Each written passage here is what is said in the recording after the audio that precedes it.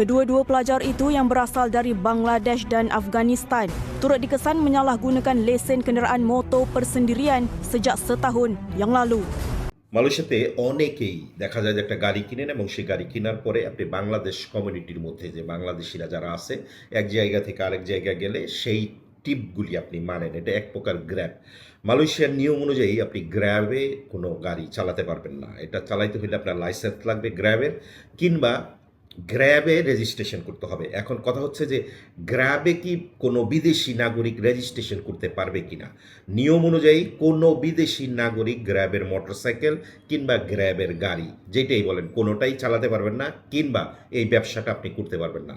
কুয়ালালামপুরে 2 জন বাংলাদেশি স্টুডেন্টকে আটক করা হয়েছে, যাদের কাছ থেকে গাড়ি পাওয়া গেছে, যেই গাড়িতে ওনারা গ্র্যাবের ব্যবসা করেন, যে গ্র্যাবে এক জায়গা থেকে আরেক জায়গায় লোক নিয়ে যান। যে ভিডিওটা আপনারা শুরুতে দেখেন, মোট 8টা প্রাইভেট কার কুয়ালালামপুরে জেপিজে এবং পুলিশ আটক করছে এবং প্রতিদিনই তারা আটক করতেছে। আপনি যদি সোশ্যাল মিডিয়াগুলি দেখেন, তাদের সংবাদ মাধ্যমগুলি দেখেন, সেখানে পাবেন যে মালয়েশিয়াতে যারা বিদেশি নাগরিক গাড়ি চালান যারা, তাদের সমস্যা নাই, কিন্তু যারা গাড়িতে টিপ মারেন, যে আপনি ভাড়া মারেন এক জায়গা থেকে লোক আরেক জায়গায় নিয়ে যান, এই জিনিসটা টোটালি অপরাধ এবং এই কাজটা শুধু মালয়েশিয়ানদের জন্য, অন্য কোনো জাতিদের জন্য না।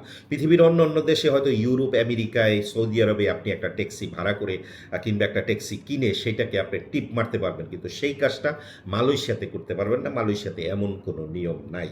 ভালো থাকেন।